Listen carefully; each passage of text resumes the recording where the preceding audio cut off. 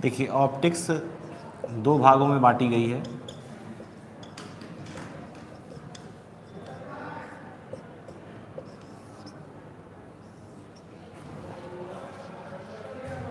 एक को बोलते हैं रे ऑप्टिक्स और एक को बोलते हैं वेव ऑप्टिक्स। इसको बोलते हैं किरण प्रकाशिकी, इसको बोलते हैं तरंग प्रकाशिकी।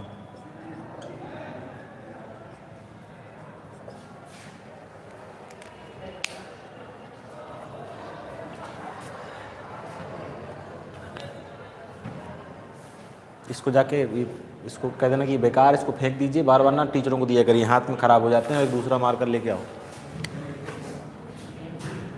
तुम ना फेंकना, उन्हीं से फेंकवाना। रे ऑप्टिक्स किरण प्रकाशिकी और एक क्या है तरंग प्रकाशिकी। इसकी शुरुआत जो की थी वो एक दकार्ते नाम के साइंटिस्ट थे और फिर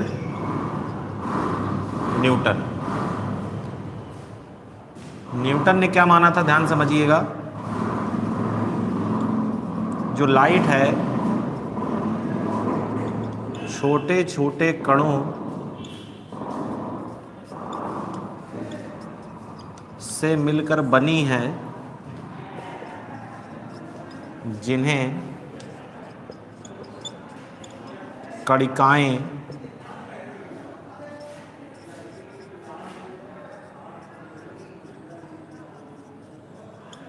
कहते हैं। इसने इस थ्योरी के आधार पे जो जो चीज़ें बताई वो थी आपकी परावर्तन,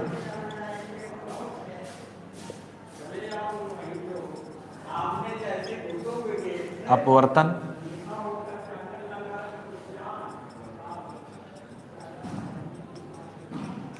सरल रेखा में गति। लाइट जो है कैसे चलती है, सरल रेखा में। अब ये क्या नहीं बता पाया, जरा ध्यान समझिएगा। व्यतिकरण नहीं बता पाया,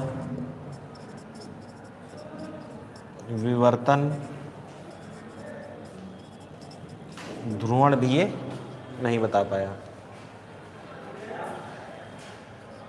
इसी के कुछ समय बाद एक साइंटिस्ट आए जिनका नाम था हाइगेंस। ले आए?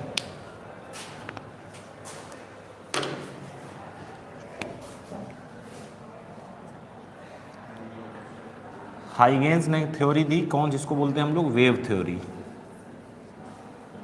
ठीक, इसने क्या कहा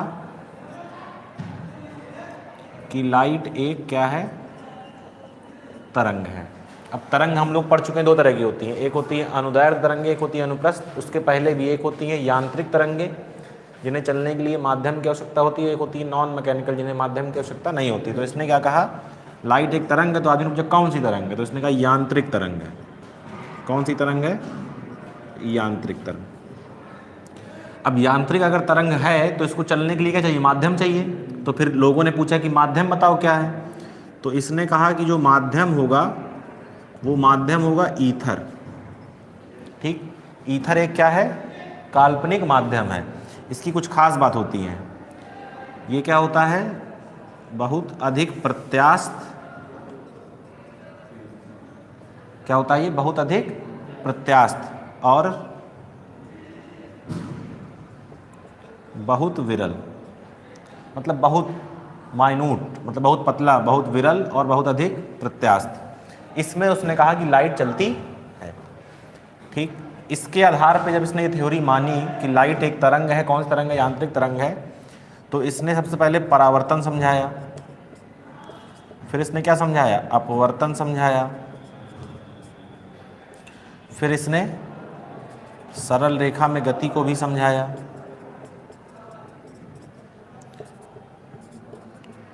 फिर इसने व्यतिकरण भी समझाया, फिर इसने विवर्तन भी समझाया। ध्रुवण ये भी नहीं समझा पाया, ध्रुवण ये भी नहीं समझा पाया। अब बात यहाँ पर ये आई कि न्यूटन जो थे इस समय, इस दो वैज्ञानिक, दकार्टे तो बहुत पहले के हो गए, न्यूटन और हाइगेंस की मेन कहानी है। न्यूटन से लगभग 25-30 साल छोटा रहा होंगे कौन? हाइगेंस। तो न्यूटन का दबदबा उस समय क्या था? बहुत ज़्यादा था। न्यूटन था। तो न्यूटन ने ये बताया, उसने ये तो बताया ही बताया जितना इसने बताया, उसके अलावा भी 2-3 बातें बता दी। तो कायदे से देखा जाए तो इसको ज़्यादा महत्व मिलना चाहिए था, लेकिन मिला नहीं। लोगों ने इसकी थ्योरी को एक्सेप्ट नहीं किया। लोगों ने इसकी थ्योरी को एक्सेप्ट नहीं किया।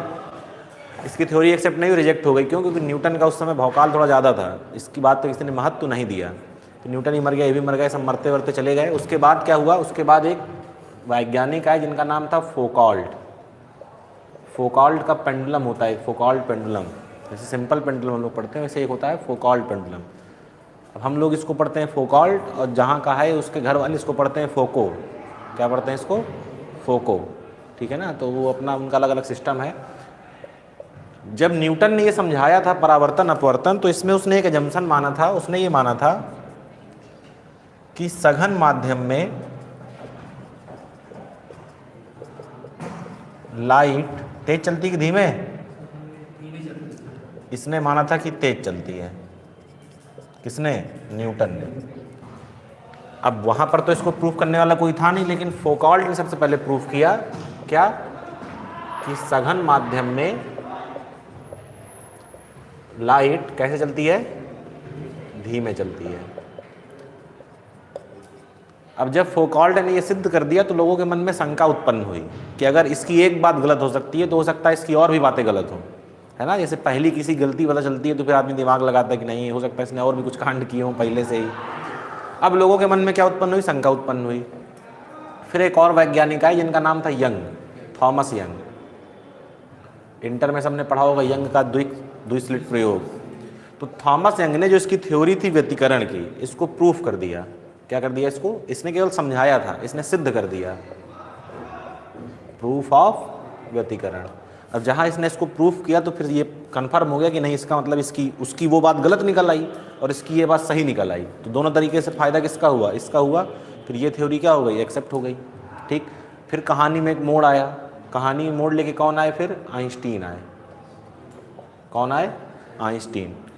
आइंस्टीन ने 1904-05 के आसपास एक इफेक्ट समझाया जिसको बोलते हैं प्रकाश वैद्युत प्रभाव, फोटो इलेक्ट्रिक इफेक्ट।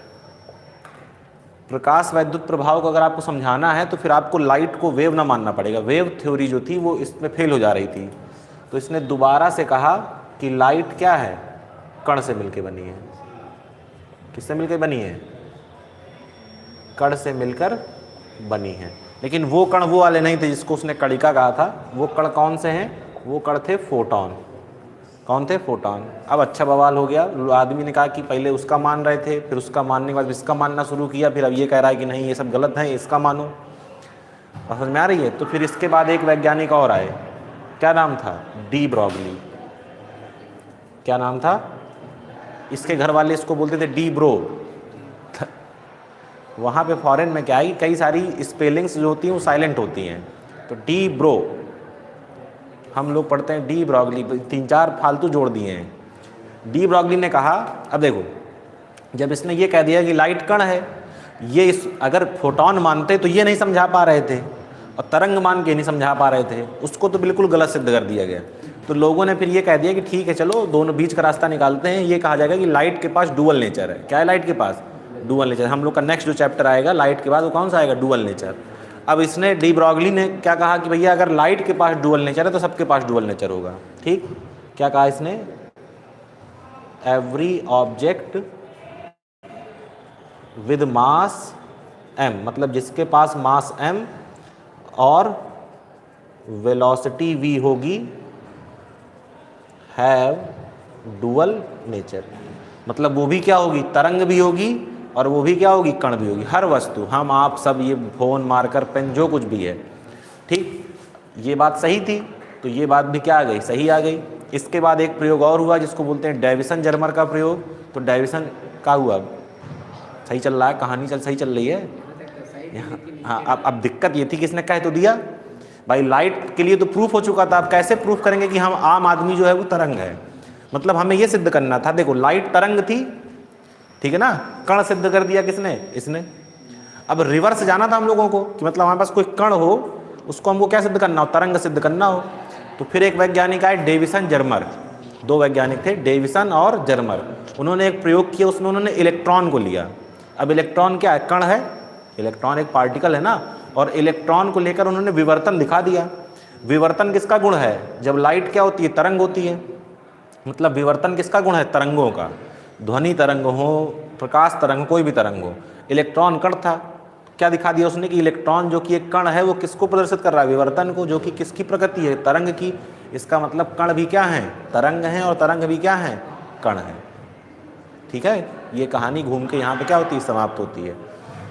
तो हम लोगों को इसमें हम लोग को परावर्तन पढ़ना है, अपवर्तन पढ़ना है।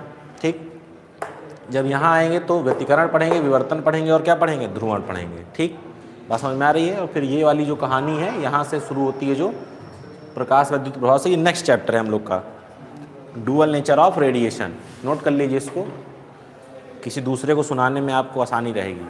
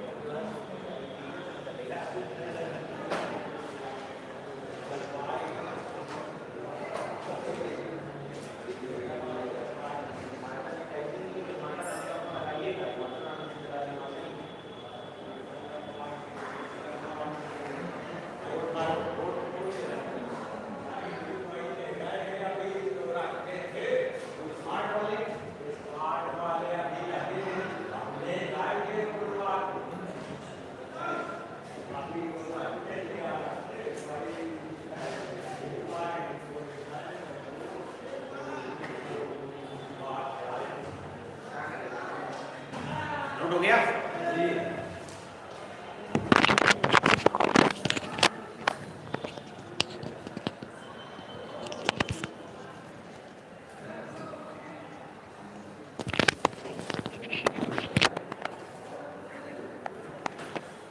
चलिए अब शुरू करते हैं हम लोग अपना टॉपिक।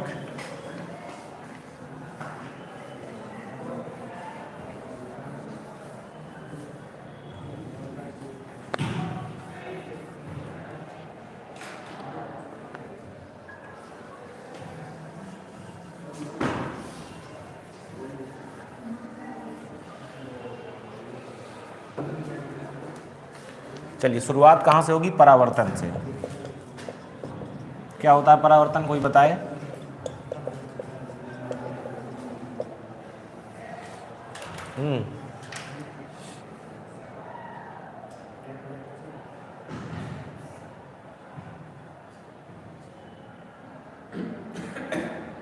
खांसियाँ मिला क्या है भैया, कुछ बताइए।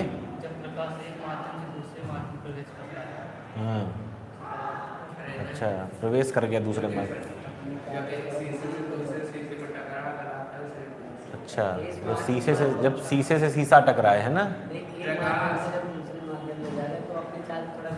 बट वो अपवर्तन है। वो किसी माध्यम की बाउंड्री से टकराकर उसी माध्यम में लौट जाना क्या कहलाता है? परावर्तन। ठीक, मतलब लाइट यहाँ से आए और जिधर से आई, इधर नीचे दूसरा माध्यम, इधर दूसरा माध्यम, उसी तरफ लौट जाए तो ये क्या है? परावर्तन। ये पृष्ठ है, इस पर हमने क्या खींच दिया है? अभिलंब खींच दिया है। ठीक, अब देखिए लाइट को यहाँ से आना है और इधर चला जाना है, तो उसके लिए हम क्या चाहते हैं कि लाइट इस तरफ ना आए, तो हम यहाँ क्या कर देते हैं? पॉलिश कर देते हैं। क्या कर देते हैं? पॉलिश। अब जरा ध्यान से देखिए, एक किरण ये है, इसको बोलते हैं आपतित किरण, इंसिडेंट रे IR, और इसको बोलते हैं परावर्तित किरण RR, रिफ्लेक्टेड रे।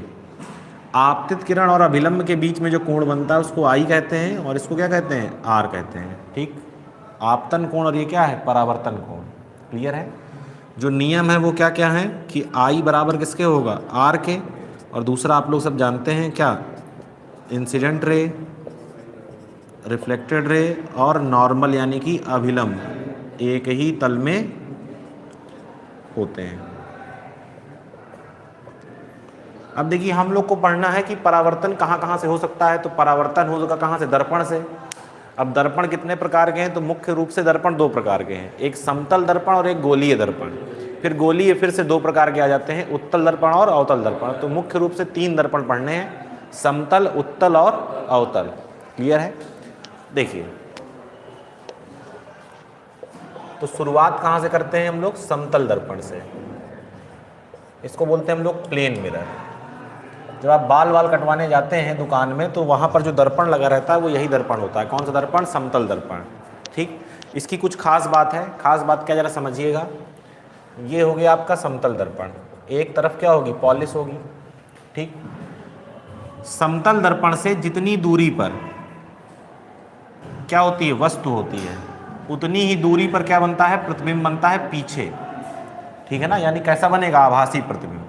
अगर ये दूरी x है तो ये दूरी भी कितनी होगी? x होगी। ठीक, अगर मान लीजिए वस्तु की ऊंचाई कितनी है? y है, तो प्रतिबिंब की भी ऊंचाई कैसी होगी? y होगी। ठीक, मतलब जो प्रतिबिंब बनता है किससे? समतल दर्पण से। पहली चीज़ तो वो आभासी होगा। ठीक, दूसरी चीज़ वो सीधा होगा। ठीक है ना? जब आप देखते हैं दर्पण में तो आप जैसे होते हैं वैसे ही तो दिखाई देते हैं, ऐसा तो नहीं कि सर नीचे चला गया और पैर ऊपर चले गए। दूसरी चीज, वस्तु का आकार बराबर प्रतिबिंब का आकार। दूसरा, वस्तु की दूरी प्रतिबिंब की दूरी। ठीक, और देखिए इससे संबंधित हमें कुछ बातें समझनी है। क्या समझना है? जरा ध्यान से देखिए।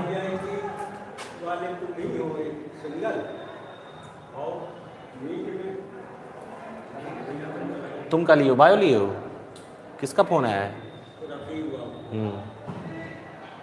हेलो, हाँ ये IIT के तो एक ही बच्चा आता है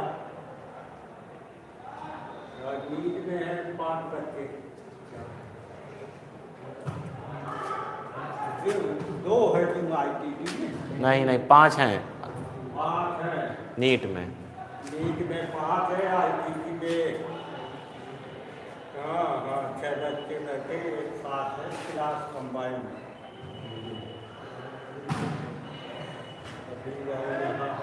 कहाँ? महिला कॉलेज में। देखिए, वस्तु का आकार किसके बराबर हो गया? प्रतिबिंब के आकार के। वस्तु की दूरी किसके बराबर हो गई? प्रतिबिंब की दूरी के। ठीक, अब जरा ध्यान से समझिए। हम लोग को ये देखना है कि अगर समतल दर्पण हो आपके पास एक से ज़्यादा, ठीक है ना, तो उन 2 समतल दर्पण के बीच में अगर कोई वस्तु रखी हो तो उसके कितने प्रतिबिंब बन सकते हैं। ठीक,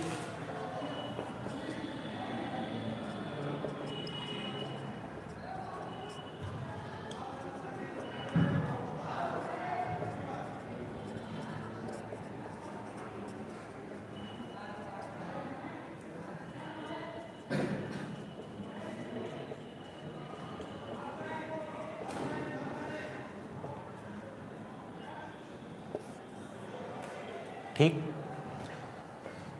देखिए, इसमें 2-3 केस हैं। ठीक, यदि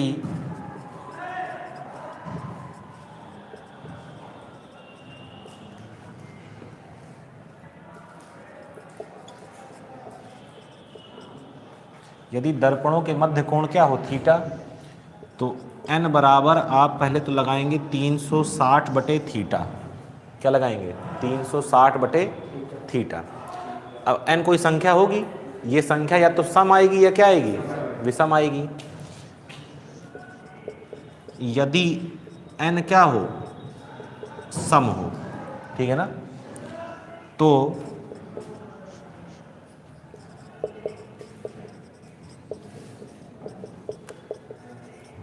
प्रतिबिंबों की संख्या जो होती है वो होती है n-1।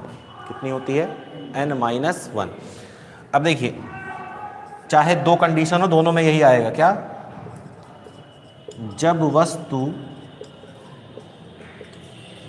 सममित रूप से रखी हो। क्या है इसका मतलब? ये बताता हूं मैं। जब वस्तु सममित रूप से ना रखी हो, ये नीचे का इसमें दिख ही ना रहा होगा, दिक्कत तो ये है सबसे बड़ी। समझ रहा था ना मैं, कोई कहाँ से नहीं दिख रहा? यदि n से ना,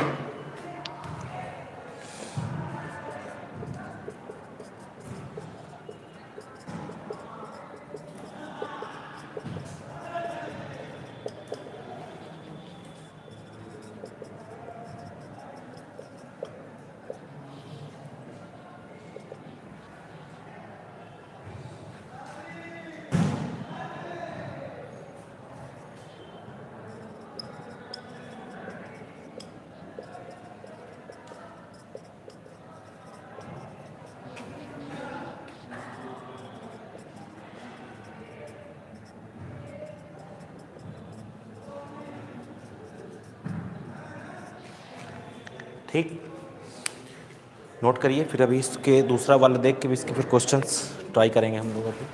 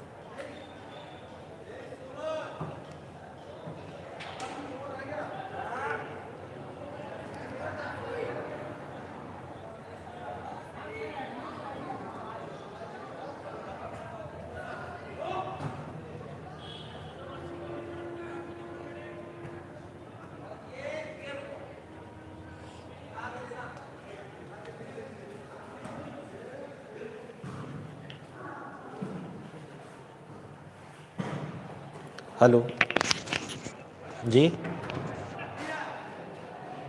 जी बताएं। बताइए।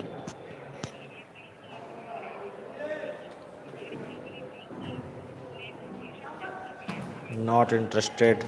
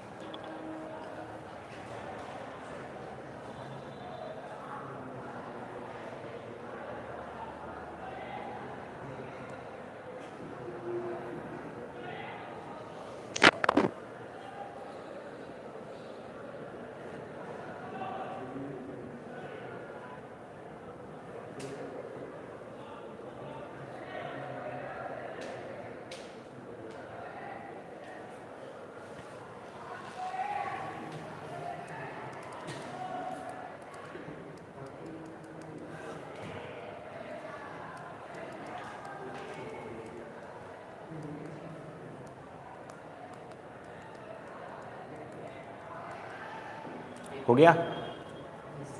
अब इसी में देखिए, मैं यहीं पे इसी में वो कर दे रहा हूँ, केस नंबर दूसरा वाला हो गया है ना ये।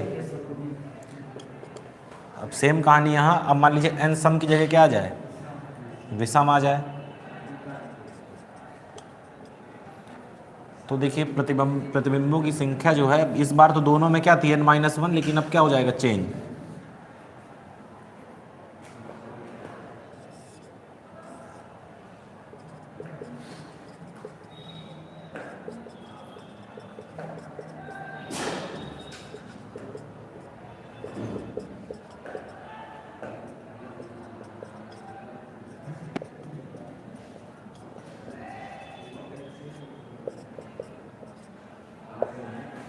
यदि वस्तु सम्मित रखी हो तो n-1 और असम्मित रखी हो तो फिर n। इसको मैं नोट करूँ तो फिर मिटाना शुरू किया जाए यहाँ से।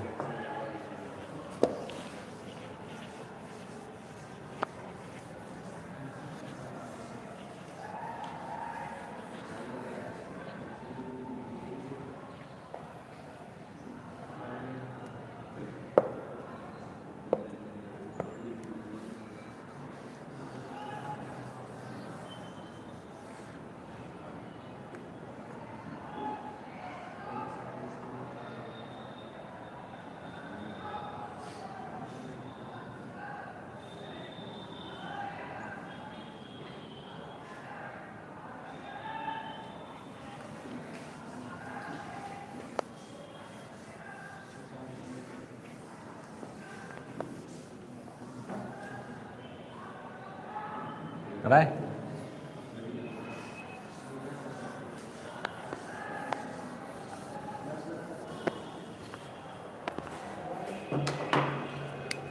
चलिए देखिए, मान लीजिए आपके पास दो दर्पण हैं,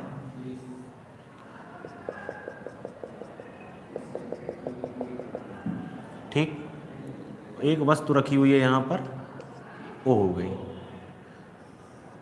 इस दर्पण से कोण बना रही है 20 और इस दर्पण से कोण बना रही है 40।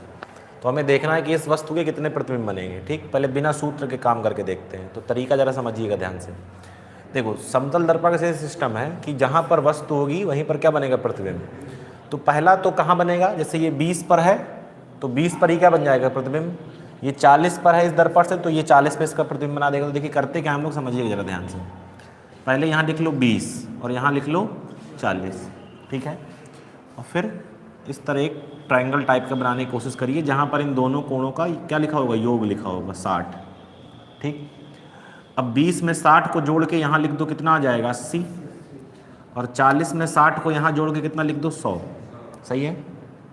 फिर यही वाला काम ऐसे इस तरह यहाँ बनाया था। ये कोण बीच में कितना चल रहा है इनके, 60। देखो टोटल कोण कितना है, 60। फिर 100 में 60 जोड़ेंगे यहाँ से तो कितना पहुँच जाएंगे, 160, और 80 में 60 जोड़ेंगे तो 140। फिर यहाँ इसको ऐसे बंद किया, फिर कितना है ये 60, 140, 60 कितना हो जाएगा इधर 200, और यहाँ 220। अब बस करते नहीं रहना, ये इसकी एक लिमिट है। लिमिट क्या है, दो कंडीशन देखनी है। कोई भी मान 180 से बड़ा ना होना चाहिए। जहाँ मान 180 या 180 से बड़ा हो गया, सेवा वहीं समाप्त हो जाएगी। ठीक है ना, मतलब ये नहीं लेने। ठीक, और किसी भी एक लाइन में जो कोण होने चाहिए उनका योग 360 नहीं होना चाहिए। अगर 360 हो जाएगा, जैसे जैसे यहाँ देखो 140 और 60 कितना हुआ, 200, ये 360 हो रहा है। तो जिस भी लाइन में 360 हो जाएगा इस तरह जाने में, उसमें 2 की जगह हम 1 को लेंगे। ये जो लिखे हैं यहाँ पे सब प्रतिबिंब है, नंबर 1, नंबर 2, नंबर 3, नंबर 4। अब ये 5, 6 वैसे तो सही है, 180 से कम है, लेकिन ये इनका योग कितना हो रहा है 360, तो किसी एक को लेंगे 5। इसकी सेवा क्या हो गई, समाप्त हो गई। सही है, बस समझ में आ रही। तो कितने प्रतिबिंब बने हमारे, 5 प्रतिबिंब बने। कितने प्रतिबिंब बने, 5। ठीक, चेक किया जाए सूत्र से। n बराबर 360 बटे थीटा, कितना है थीटा, 60। तो 360 बटे 60 कितना आ गया, 6। सम है, सम में प्रतिबिंब क्या हो जाते हैं, n-1। तो प्रतिबिंबों की संख्या कितनी हो जाएगी, n-1, यानी 6 - 1 बराबर 5। और यहाँ से भी कितना आ रहा है, 5। बात समझ में आ रही है, कोई दिक्कत किसी को, समस्या, परेशानी। ठीक, और करके देखते हैं।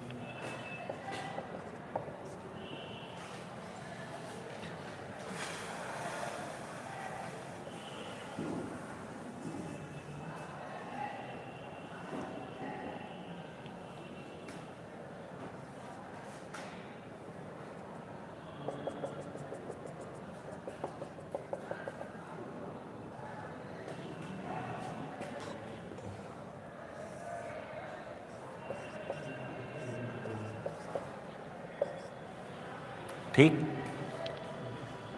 तो सबसे पहले यहाँ क्या लिखते हैं, 60, और यहाँ भी क्या लिख लेते हैं, 60, और फिर इन दोनों को मिला के 120। अब देखिए ज़रा ध्यान से, यहाँ 120 जोड़ेंगे तो कितना आ जाएगा, 180, और यहाँ भी जब जोड़ेंगे तो कितना आ जाएगा, 180। सेवा क्या हो गई है, समाप्त हो गई है। समाप्त हो गई है ना। कितने प्रतिबिंब बने, 1। आओ जरा सूत्र पे, n बराबर 360 और बटे में कितना रहेगा, 120। n बराबर 3 आएगा, विषम है तो विषम में 2 चीज़ें देखनी पड़ती हैं। वस्तु सम्मित, सम्मित का मतलब दोनों से बराबर कोण बनाते हुए। तो देखो दोनों से 60-60 बना रही है, तो सम में क्या, सम्मित में क्या लेते हैं, n-1। इसलिए प्रतिबिंबों की संख्या कितनी हो जानी चाहिए, n-1, यानी कि 3 - 1 बराबर 2। अच्छा, अगर ये सम्मित न रखी होती तो कितने आते, 3 आते। फिर अब जैसे करके देख लो, थोड़ी देर समझना। मान लो ये 50 है, ये 70 है, तो यहाँ मैं 50 रख दिया हूँ, यहाँ मैं 70 रख दिया हूँ, ठीक है ना। बीच का 120 है, 2 बन गए। अब 120 से 50 जोड़ो 170 है कि नहीं, और यहाँ वाला 180 से ज़्यादा निकल जाएगा, तो 1 2 और ये कितना आ जाएगा, 3 आ जाएगा, ठीक है ना। नोट करिए, फिर एक दो आप लोग को देता हूँ।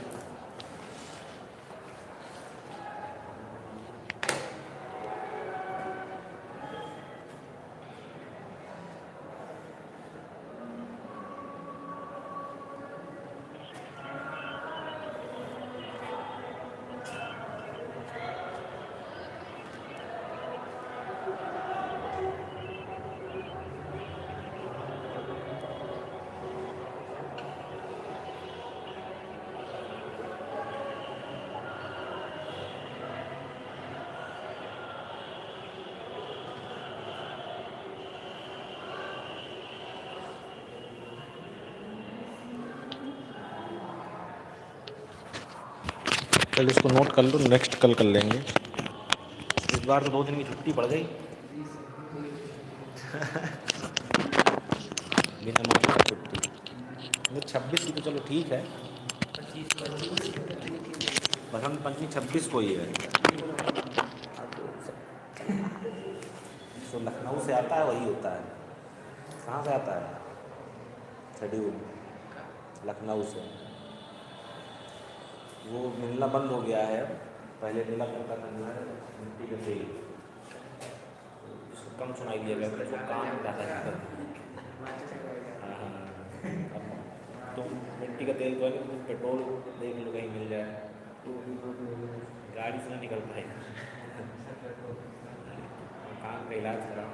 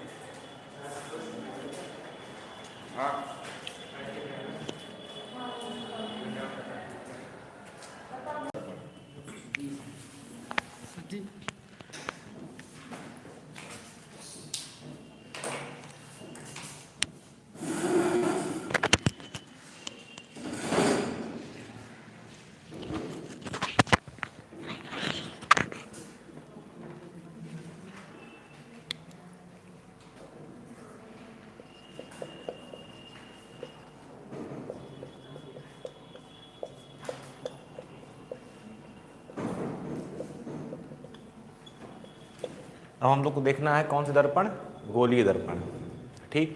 इनका नाम गोलीय है, लेकिन जरूरी नहीं कि ये गोला ही हो, ठीक है ना, मतलब गोले से इनका कोई संबंध हो, ये कोई ज़रूरी नहीं है। देखिए करते क्या है, कांच का कोई गोलाकार मान लीजिए आपके पास, मतलब एक गोलाकार कांच है आपके पास, ठीक है। जरूरी नहीं कि ये पूरा गोल, हो सकता है इस तरह का हो, इससे भी काम चल जाएगा, ठीक है ना। जरूरी नहीं कि बिल्कुल परफेक्ट गोला ही हो, ठीक। अब देखिए दर्पण में हम लोग कर क्या रहे थे कि एक पृष्ठ पर पॉलिश होनी चाहिए और एक पृष्ठ पर पॉलिश नहीं होनी चाहिए, है ना। परावर्तन करवाना है तो परावर्तन के लिए एक तरफ पॉलिश और दूसरी तरफ पॉलिश नहीं करनी। जैसे मान लीजिए क्रिकेट की बॉल है आपके पास, ठीक है ना, उसमें तुमको पॉलिश करनी है। तो क्रिकेट की बॉल में कितने सरफेस होंगे? 2, एक बाहर की तरफ, एक अंदर की तरफ। 2 में से किसी एक में पॉलिश करनी है, तो पॉलिश करने कितने तरीके हो सकते हैं? 2 तरीके हो सकता है, अंदर कर दें, हो सकता है कहाँ कर दें? बाहर कर दें। ठीक, तो मान लीजिए हमने इसमें कहाँ पॉलिश की हुई है? अंदर।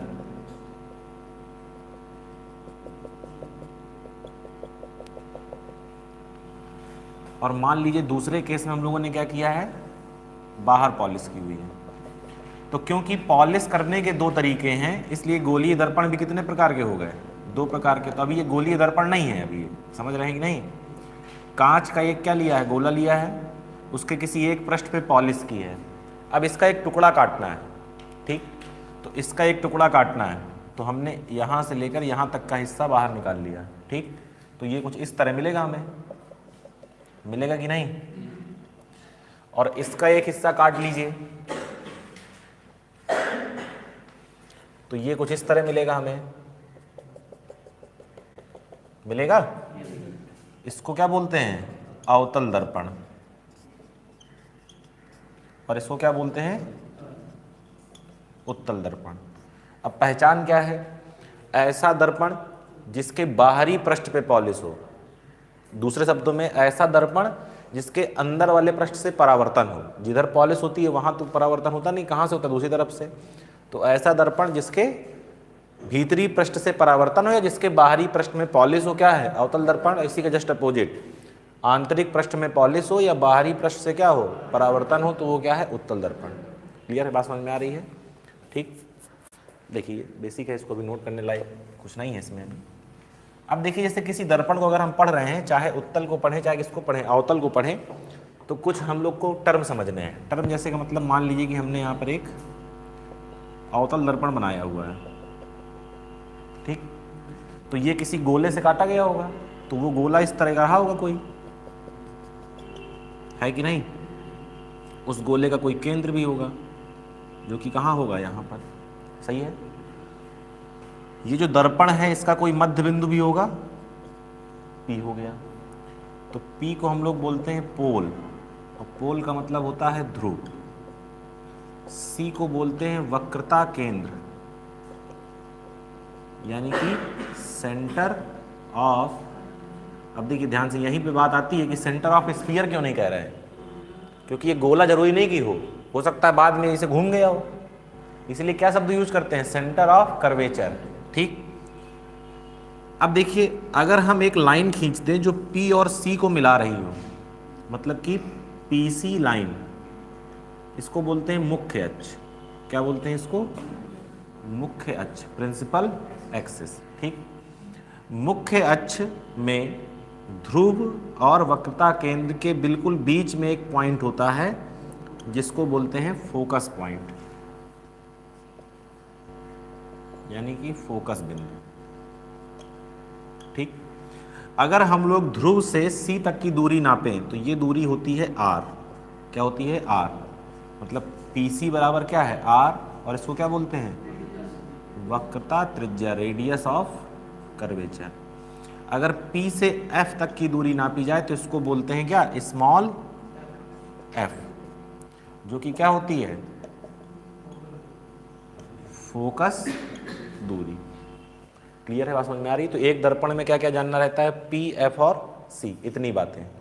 ठीक है, अब हम लोग को पढ़ना है इसके बाद कि कोई दर्पण, नोट करो, कोई दर्पण प्रतिबिंब कैसे बनाता है। समतल दर्पण का देख लिया था, अब बारी है उत्तल और अवतल की।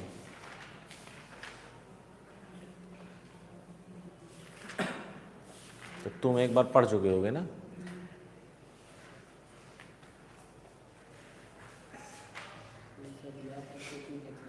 नहीं, ये एनडीए में पढ़ चुका है ना, एक बार ऑप्टिक्स पढ़ा चुका हूँ मैं। बाकी छात्र तो हैं ही।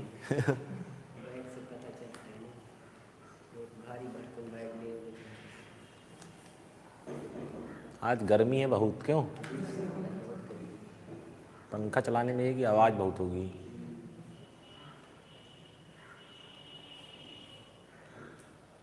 तुम सुनो, चढ़ के ये वाला चला दो पीछे, कुछ तो हवा का झोंका आएगा हल्का फुल्का। शुभम, कौन सी बटन से? 2 है ना बटने, जरा एक चला के देखो जरा। एक एक एक करके चलाओ, इससे तो कुछ नहीं होगा। बंद कर दो, बंद कर दो। रुक जा 1 मिनट, देखना तो आवाज़ कितनी हो रही है।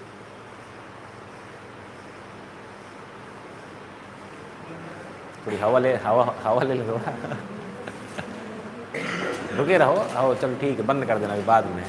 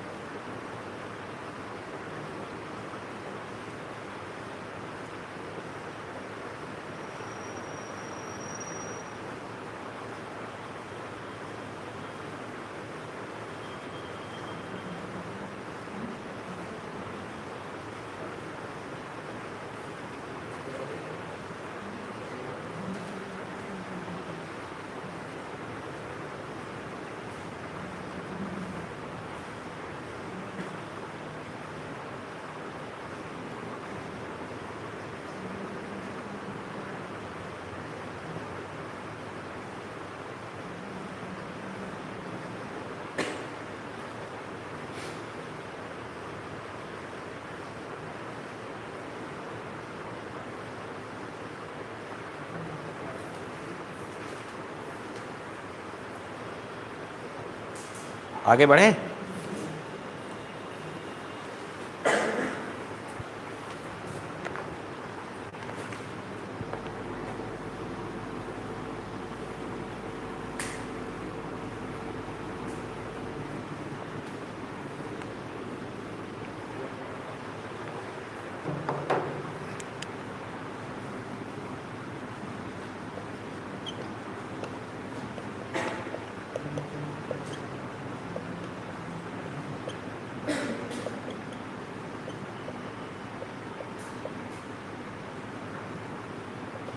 अब देखिए क्या है, दर्पण द्वारा प्रतिबिंब बनने के नियम।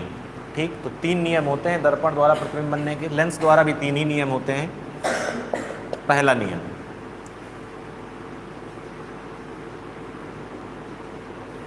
ये आपका P हो गया, यहाँ पर आपका F हो गया और यहाँ पर आपका क्या हो गया, C। अगर कोई प्रकाश किरण मुख्य अक्ष के समांतर आएगी तो परावर्तन के बाद वो कहाँ से जाएगी, फोकस से। पहला नियम।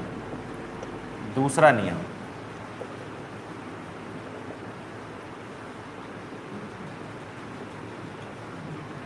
अगर कोई प्रकाश किरण कहाँ से आ रही होगी, फोकस से। कहाँ से आ रही होगी, तो ये मुख्य अक्ष के समांतर चली जाएगी। और तीसरा,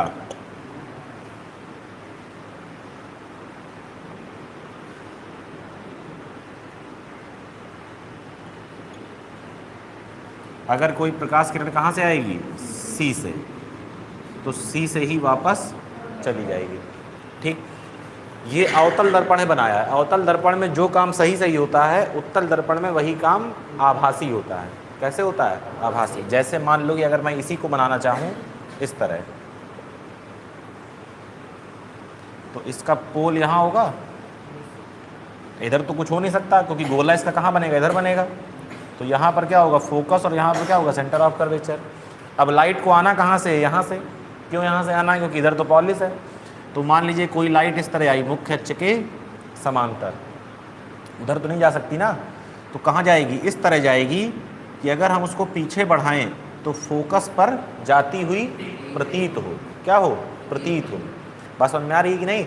सेम कहानी इन केसों में भी है। तो जो काम यहाँ पे सही सही होता है वो काम यहाँ पर होता हुआ प्रतीत होता है। मतलब उत्तल दर्पण में जो भी होगा वो सब आभासी होगा, और अवतल दर्पण में क्या होगा, वास्तविक। एक आधा केस छोड़ के, जिस तरह यहाँ पे दर्पण पढ़ते हैं बिल्कुल रिवर्स कर देते हैं जब लेंस पढ़ते हैं। जिस तरह यहाँ पर अवतल दर्पण है तो वहाँ पर उत्तल लेंस हो जाता है। जिस तरह यहाँ पर क्या है, उत्तल दर्पण, तो वहाँ अवतल लेंस हो जाता है। ठीक है ना। इसको बनाओ, फिर अब प्रतिबिंब बनाए जाएँ।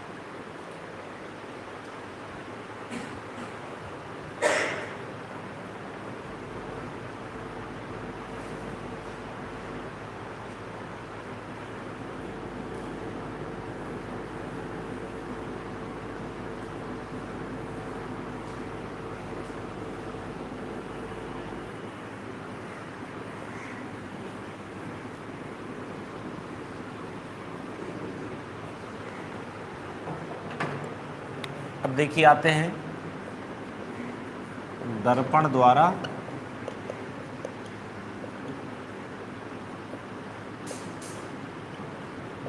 प्रतिबिंब का बनना। तो पहले किसके लिए पढ़ना है? अवतल दर्पण द्वारा।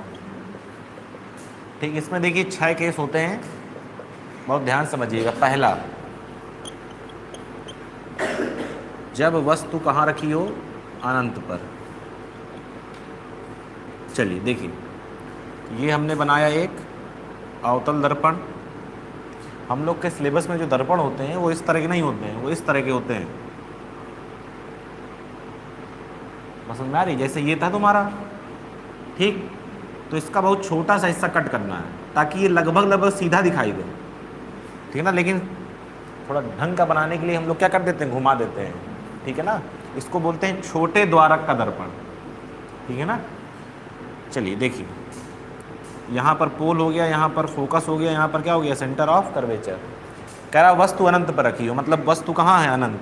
अनंत का मतलब फिजिक्स में होता है कि जैसे मान लीजिए इसकी फोकस दूरी 10 सेंटीमीटर है, ठीक है ना, तो ये 4-6 मीटर दूर रखा हो। 4-6 मीटर दूर मतलब जैसे दर्पण यहाँ है तो यहाँ से वहाँ रखा हो उस दीवार के पास, इतने को अनंत मान लिया जाता है फिजिक्स में, ठीक है ना। सापेक्ष बात होती है कि इस दूरी के सापेक्ष ये दूरी कितनी है। तो अनंत से जो किरणें निकलती हैं वो कैसे निकलती हैं? समांतर। एक किरण ये आई समांतर और एक किरण ये। देखिए, अगर आपको प्रतिबिंब बनाना है तो कम से कम 2 किरणें चाहिए। कितनी चाहिए? कम से कम 2 किरणें परावर्तन या अपवर्तन के बाद। लेंस में अपवर्तन और यहाँ पे क्या? परावर्तन के पश्चात जहाँ भी मिलती हैं या मिलती हुई प्रतीत होती हैं वहाँ क्या बनता है? प्रतिबिंब। अगर मिलती हैं सही सही तो वास्तविक प्रतिबिंब असली वाला, और अगर नहीं मिलती हैं तो देखिए, पहला नियम क्या कहता था? अगर कोई किरण मुख्य अक्ष के समांतर होगी तो कहाँ से जाएगी? फोकस से। अब ये ना दिमाग लगा देना कि ये दोनों देखो यहाँ मिल गई, ये जाने वाली है, वो आने वाली है, आने वाली को आने वाले के साथ। देखिए, ये परावर्तित है, अब यहाँ से परावर्तन करवाओ तो ये भी समांतर है, तो ये भी कहाँ चली जाएगी? फोकस से। तो जहाँ पर ये दोनों मिली वहाँ पर क्या बनेगा? प्रतिबिंब। तो 4 बातें बतानी होती हैं कि पहले तो प्रतिबिंब की स्थिति कहाँ है, तो प्रतिबिंब बन रहा है F पर, यानी कि फोकस पर। फिर क्या प्रतिबिंब सही सही बन रहा है, मतलब वास्तविक है? तो बिल्कुल। अगर किरणें सही सही मिल जाएंगी तो मतलब वास्तविक है, और अगर डॉट डॉट बनाना पड़ गया तो फिर आभासी है। तो यहाँ पर कैसा है? वास्तविक। जब जब प्रतिबिंब वास्तविक होता है तब तब वो उल्टा होता है। अभी देख लेंगे आगे वाले केस में, क्योंकि यहाँ पे तो डॉट है। बहुत भयंकर है। आदमी कह रहा था कि पानी बरसने के बाद ठंडी बढ़ेगी, खत्म। चौथे में देखिए क्या बताना है? प्रतिबिंब का आकार। तो किस आकार का है? बिंदु आकार का, ठीक। अब देखिए इसका दूसरा केस। हम लोग को करना क्या है? स्टेप समझिए। हम लोग को वस्तु को थोड़ा एक एक स्टेप आगे खिसकाते चले जाना है, ठीक है। बीच में रास्ते बने हुए हैं, ठीक है ना, स्टॉप, एक अनंत। अब थोड़ा नज़दीक आना है। कितना नज़दीक आना है? कि सी के पीछे रहे। तो जब वस्तु कहाँ रखी हो? सी के पीछे। फिर अगला स्टॉप सी पर, फिर सी और एफ के बीच में, फिर अगला स्टॉप एफ पर, और फिर पी और एफ के बीच में। ये 6 स्टॉप हैं यहाँ पे। तो दूसरा देखते हैं अब, जब वस्तु कहाँ रखी हो? सी के पीछे। देखिए, इसमें याद नहीं करना रहता, ये सब एक फिक्स पैटर्न है जो है।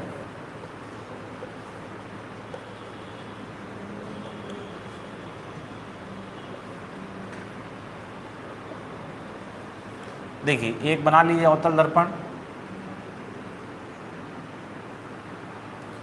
ये P हो गया, ये F हो गया, और ये क्या हो गया? C हो गया।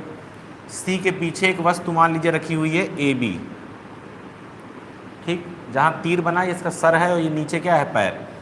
कितनी किरण चाहिए? कम से कम 2। तो एक किरण हमने भेजी यहाँ से मुख्य अक्ष के समांतर, जो परावर्तन के बाद कहाँ से गई? फोकस से गई। दूसरी किरण हमने फोकस से भेजी।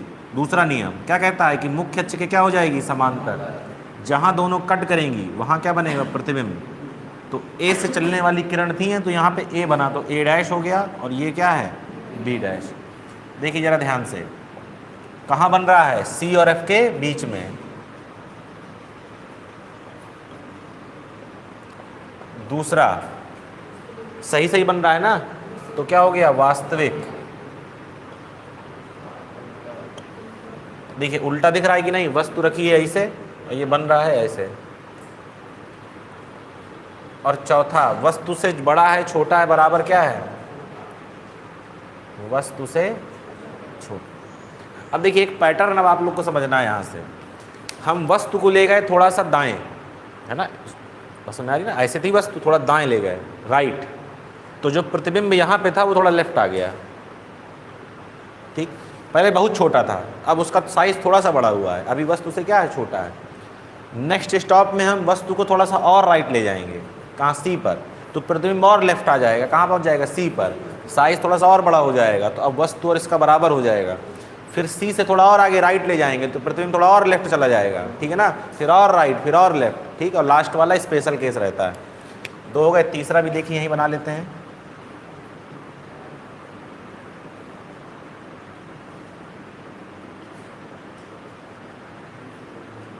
ठीक, कहाँ रखना है, सी पर।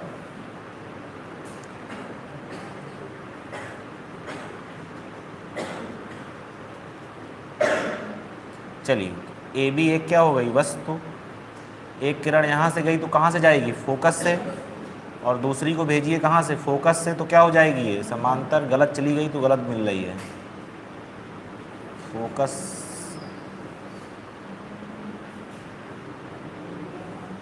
अब सही है। जहाँ मिलेंगी वहाँ क्या बनेगा, प्रतिबिंब, तो प्रतिबिंब भी कहाँ बन रहा है, सी पर, सही सही बन रहा है ना, तो क्या हो गया, वास्तविक, वास्तविक का जोड़ीदार हमेशा उल्टा, और इस बार वस्तु के आकार का। पैटर्न समझ में आ रहा है। जैसे जैसे वस्तु कहाँ जाएगी, दाएं, प्रतिबिंब कहाँ जाएगा, बाएं, ठीक है ना, वस्तु कहाँ जाएगी, दाएं, प्रतिबिंब कहाँ जाएगा, बाएं। वस्तु अगर उधर जाने लगेगी तो प्रतिबिंब इधर जाने लगेगा, दोनों का मोशन कैसा है, अपोजिट, ठीक है ना। जैसे जैसे वस्तु दर्पण के पास आती है वैसे वैसे प्रतिबिंब दर्पण से दूर जाता है और प्रतिबिंब का आकार बढ़ता चला जाता है। क्लियर है, बात समझ में आ रही है, बनाइए।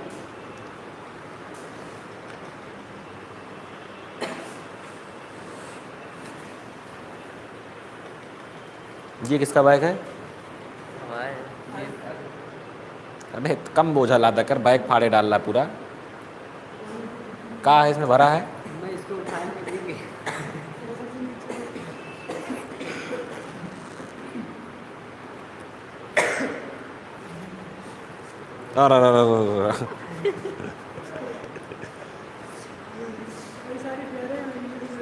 काहे काहे सारी फेरे हैं, काहे तो कोचिंग पढ़नी है, हाँ एक तो यहाँ जानी है, एक तो केमिस्ट्री पढ़ा है, एक तो मैथ पढ़नी है, हाँ तो चारे पढ़नी है ना, एक तुम लिए हो, दो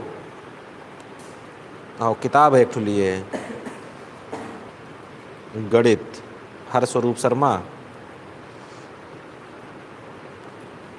फिर क्या है, ये भी रफ है।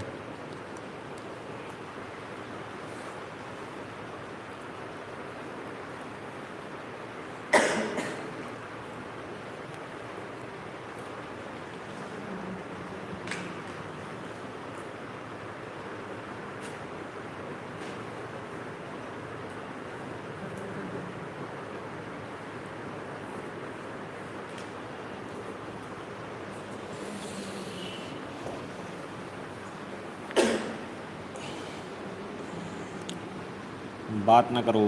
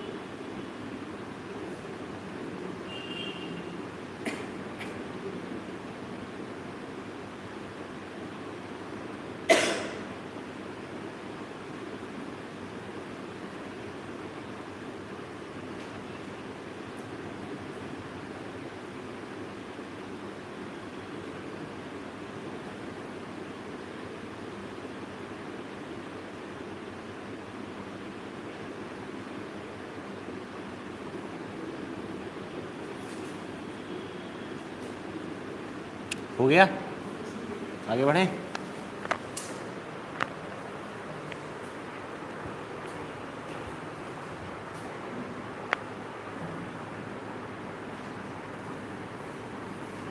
अब कहाँ पे रखना है, सी और एफ के बीच में।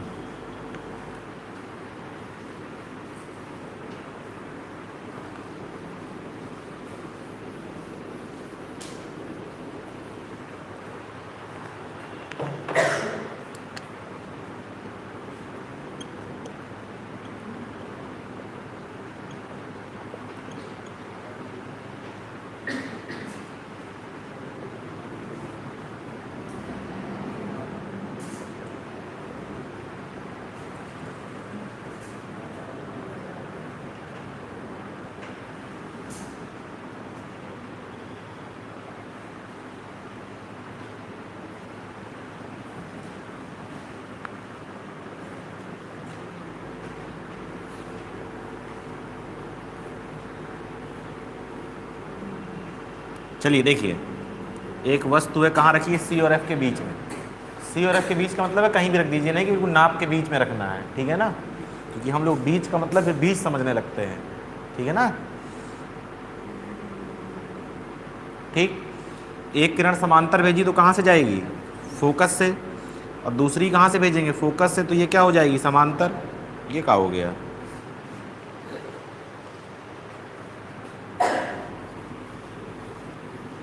गड़बड़ा गया।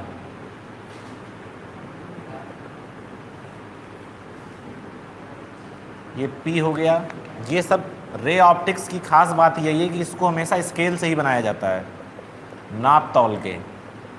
नापने का मतलब समझ रहे हैं ना, नापने का मतलब ये है कि P से जितनी दूरी पर F, उतनी ही दूरी पर F से C। अब मान लीजिए आपने यहाँ पर क्या रखी है, एक वस्तु रखी है AB, एक किरण यहाँ से गई समांतर, तो कहाँ से चली जाएगी,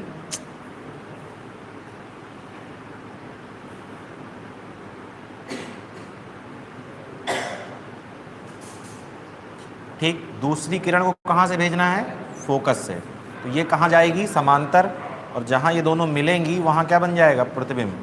देखिए प्रतिबिंब का आकार बढ़ते बढ़ते बढ़ते बढ़ते पिछली बार वस्तु के बराबर आ गया था, अब वस्तु को क्या कर गया है, पार कर गया, बड़ा हो गया।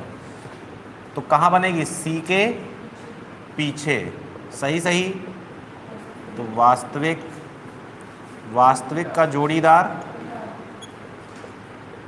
और वस्तु से बड़ा। वस्तु से बड़े के लिए हम लोग शब्द यूज करते हैं मैग्नीफाइड, और वस्तु से छोटे के लिए शब्द यूज करते हैं डिमिनिश्ड। क्या बोलते हैं, डिमिनिश्ड, ये मैग्नीफाइड, या इसी का दूसरा नाम है आवर्धित। ठीक, फिर पांचवा आप कहाँ रखना है, फोकस पर।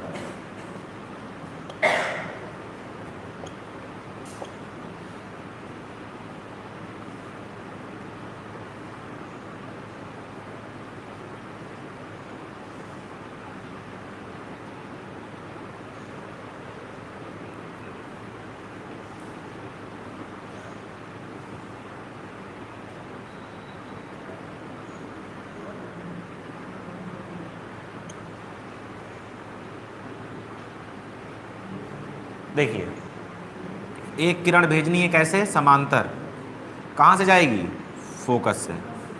अभी तक हम लोग हर बार दूसरी किरण को फोकस से भेजते थे, अब वो संभव नहीं है, क्यों, क्योंकि वस्तु ही कहाँ रख दी गई है, फोकस पर।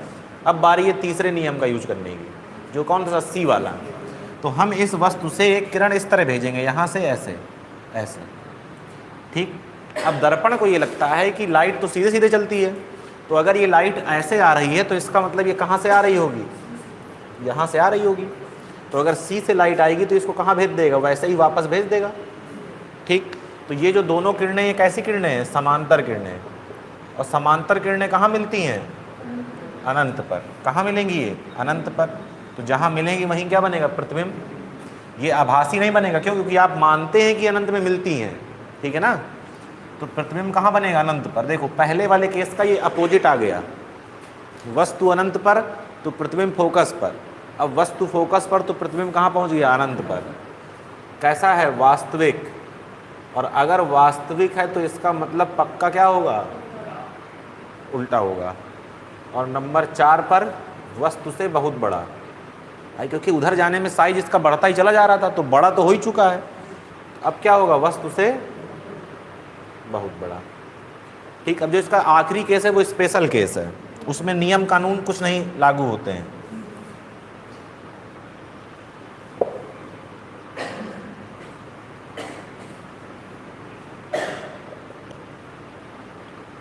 जब वस्तु P व F के बीच रखी हो। चलिए,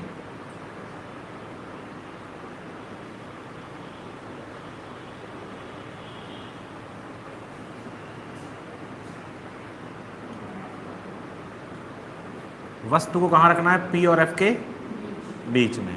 ठीक, एक किरण भेजनी है किस तरह, समांतर। जिसको समांतर भेजेंगे वो कहाँ से जाएगी,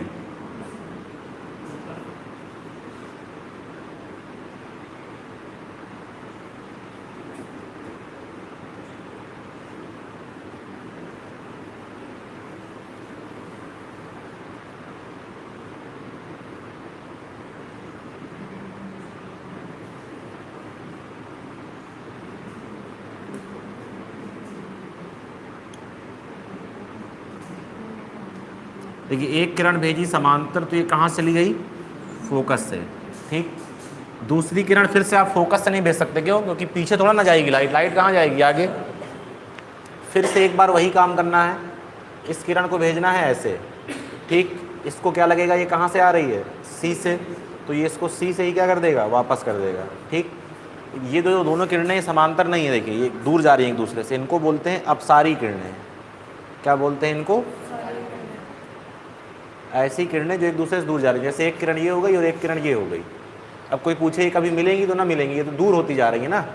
तो अगर इनको मिलाना है तो कहाँ बढ़ाइए, पीछे की तरफ, सही सही नहीं, पीछे, आभासी। तो इसको यहाँ बढ़ाया हम लोगों ने ऐसे, ठीक, और इसको यहाँ बढ़ाया, तो देखा यहाँ पर दोनों मिलती हुई प्रतीत हो रही हैं। तो यहाँ पर क्या बना, आभासी प्रतिबिंब, ए डैश बी डैश। ठीक, कहाँ बन रहा है, दर्पण के पीछे। कहाँ बन रहा है, उसी तरह का हो गया, किस तरह का, जिस तरह समतल दर्पण में बनता था, कहाँ, पीछे की तरफ। सही सही बन रहा है, सही सही नहीं बन रहा, आभासी है इस बार। देखिए जिस तरह वास्तविक का जोड़ीदार उल्टा होता है, इस तरह देखो आभासी का जोड़ीदार सीधा है। ये भी वस्तु है इस तरह ए, और इसका प्रतिबिंब भी सीधा है, तो प्रतिबिंब कैसा हो गया, सीधा। और नंबर 4, वस्तु से बड़ा। ठीक, जो ये वाला कंडीशन है, ये वाला, इसका हम लोग यूज़ करते हैं गाड़ियों की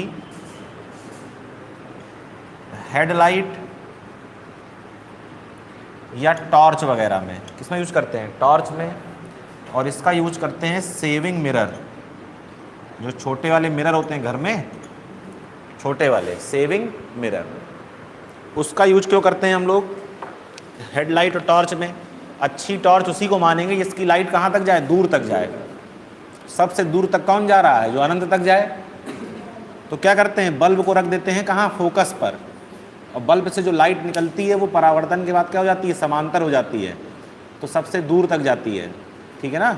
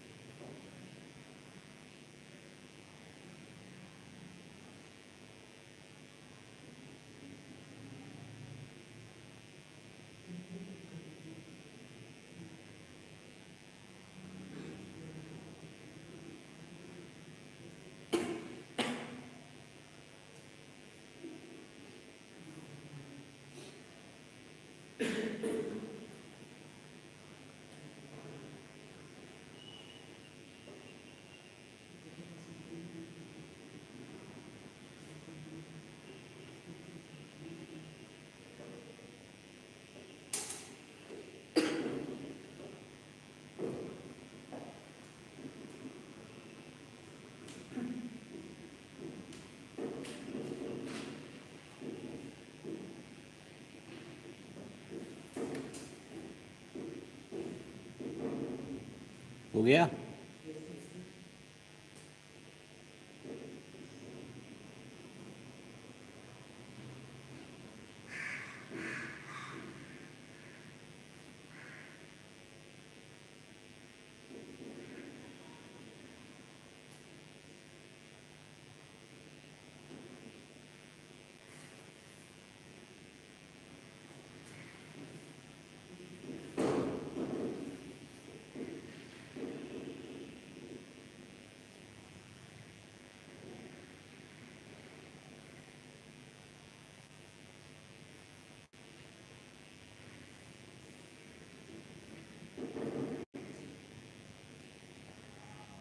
कहाँ पहुँचे?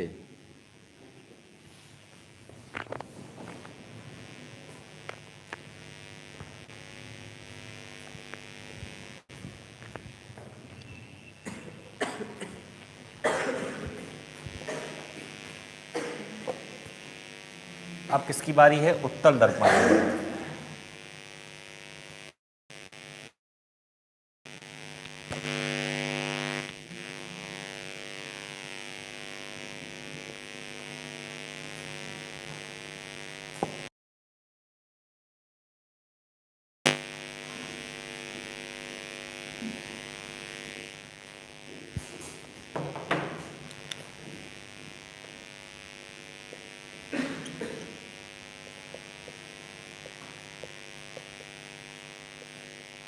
इसमें देखिए केवल दो केस हैं।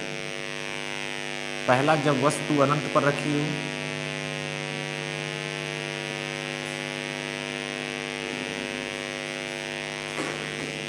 ठीक। तो देखिए इस बार कौन सा दर्पण बनाना है? उत्तल। ठीक, इसका P कहाँ होगा? यहाँ। फिर यहाँ पर इसका क्या होगा? तो F, और यहाँ पर क्या होगा इसका? C। देखिए यहाँ पर दो केस क्यों बनेंगे? क्योंकि यहाँ पे आप देखिए वस्तु आपको यहाँ रखनी है पीछे तरफ, इधर, ठीक है ना। यहाँ कोई स्टॉपेज तो है नहीं, स्टॉपेज अब उधर है। एक बार हमने कहा कहाँ रख देते हैं? अनंत पर। तो अनंत से कैसी किरणें आएंगी? समांतर। अब ये क्या करेगा? इसको भेजेगा इधर, इसको भेजेगा इधर। इस तरह की जब इनको पीछे बढ़ाएं तो ये कहाँ मिले? फोकस पर। तो प्रतिबिंब कहाँ बनेगा? F पर। कैसा बनेगा? आभासी। आभासी का जोड़ीदार सीधा, और चौथा बिंदु आकार का। कैसा बन रहा है? दूसरा केस कहता है कि अनंत को छोड़ के जहां मर्जी वहां रख दो, यहां यहां यहां यहां यहां, जहां मन हो।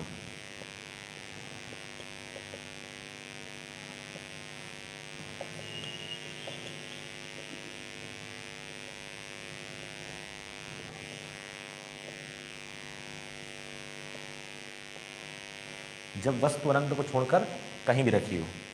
चलिए रख दीजिए।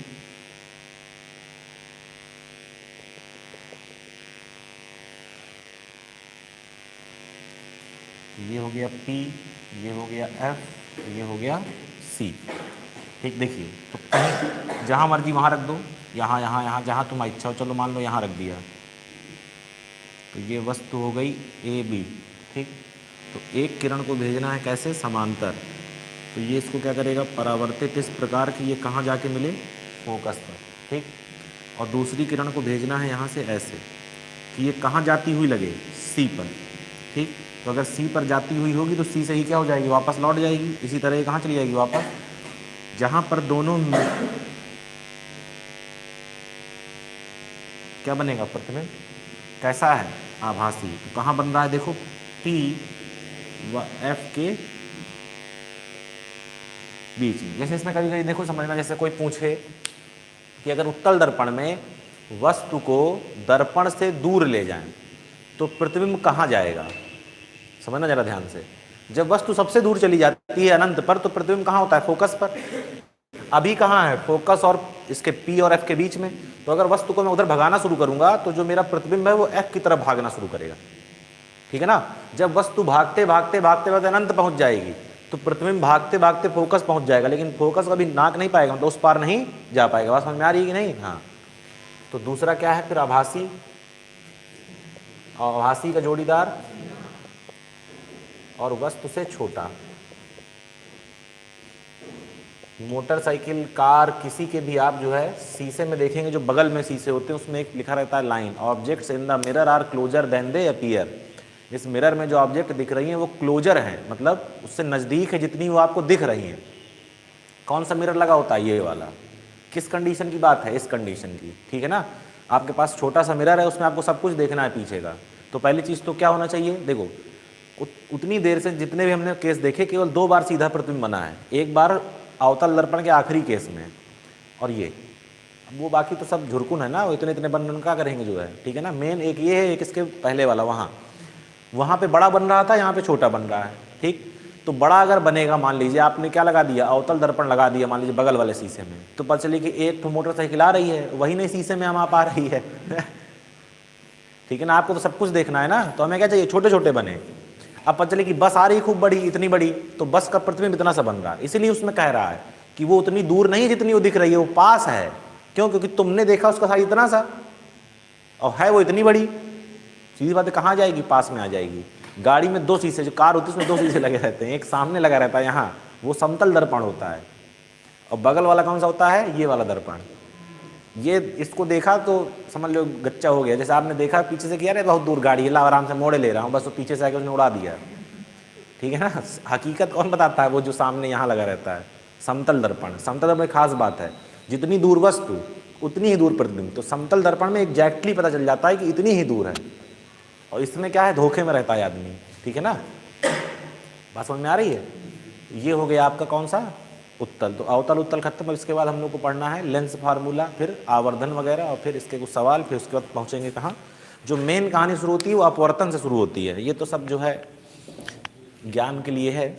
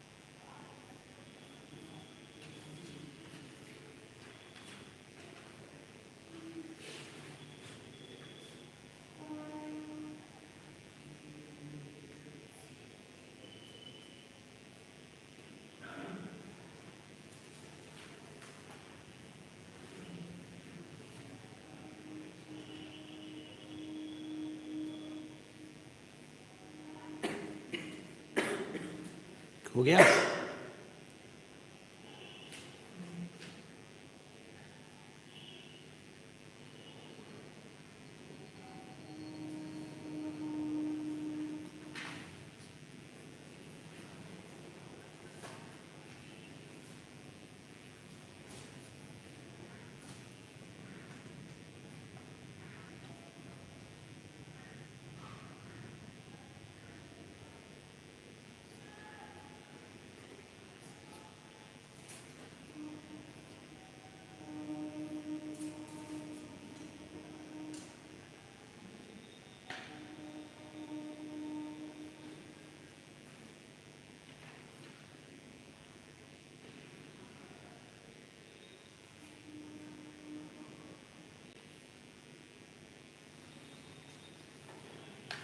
हो गया।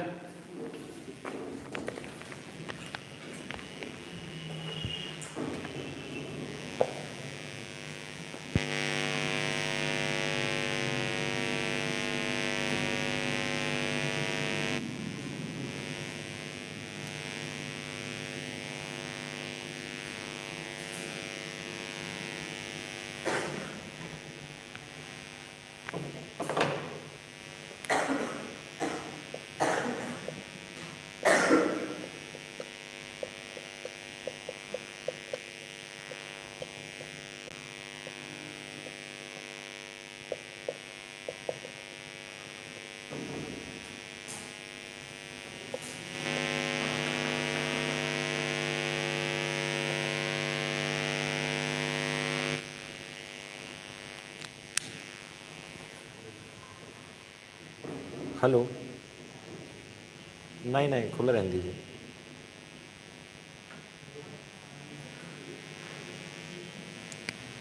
देखिए mirror formula 1/v plus 1/u is equal to 1/f। ठीक, v को कहते हैं p से, p मतलब पोल से प्रतिबिंब की दूरी, u को कहते हैं p से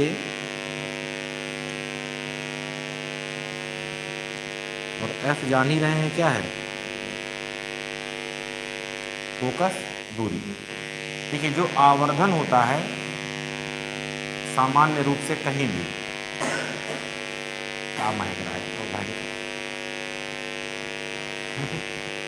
वो होता है I/O। I का मतलब होता है प्रतिबिंब का आकार,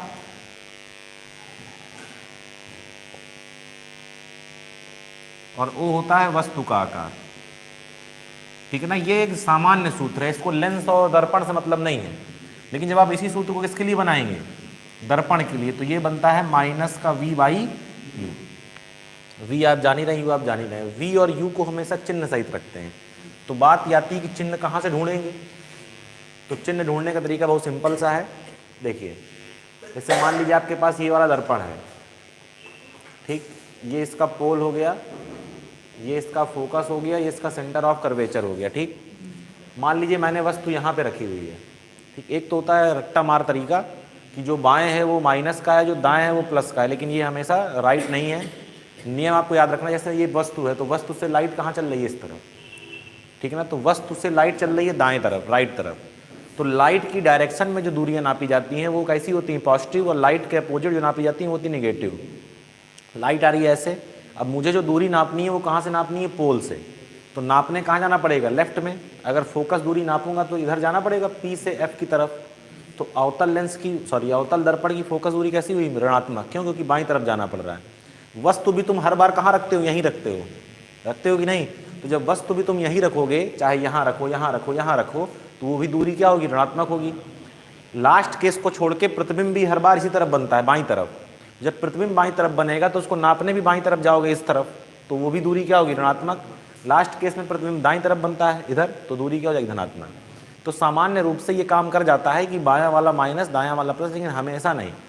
ठीक है ना, जब लेंस पढ़ते हैं और लेंस में 2-3 लेंस आ जाते हैं एक साथ, तो फिर ये सब खत्म हो जाता है सिस्टम। ठीक है ना, फिर ये याद रखना पड़ता है लाइट कहाँ को चल रही है। क्लियर है, बात समझ में आ रही है। तो ये सामान्य बातें हो गई, इनको नोट कर लीजिए। नेक्स्ट मैं अब मिलूँगा काफ़ी दिन बाद। काफ़ी दिन बाद का मतलब काफ़ी दिन बाद, तो लगभग, हाँ,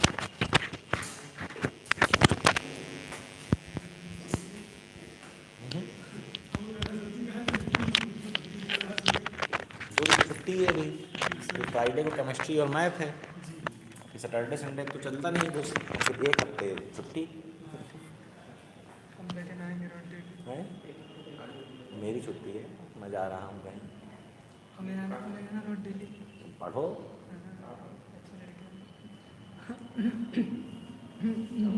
नेता इसको बंद कर देना। जी सर जी, अभी नहीं, सब पूरे 1 घंटे में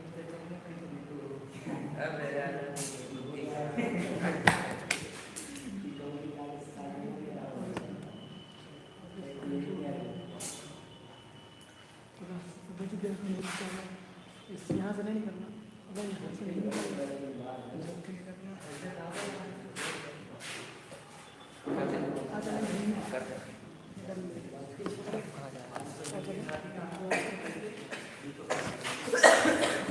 रुक जा।